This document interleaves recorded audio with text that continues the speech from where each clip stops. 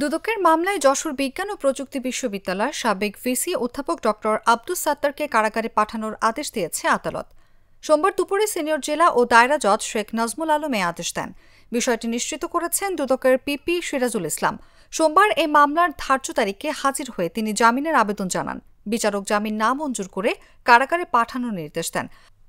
তবে এই মামলার অপর দুই আসামি জবিপ্রবির উপপরিচালক আব্দুর রউফ ও ইসলামী বিশ্ববিদ্যালয়ের সাবেক উপাচার্য ড কামাল উদ্দিন জামিনে রয়েছেন। এর আগে এই তিন আসামির গ্রেফতারি পরোয়ানা জারি করে আদালত।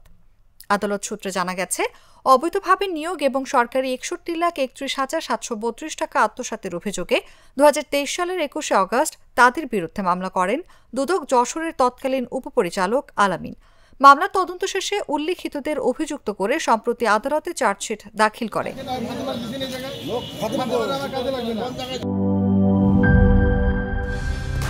কালার এক্সপার্ট, জর্জ স্যাপ এবং মাইল্ড অন হ্যান্ডস টেকনোলজি সমৃদ্ধ অরিক্স ক্রিস্টাল ওয়াশ আপনার লন্ড্রি এক্সপার্ট।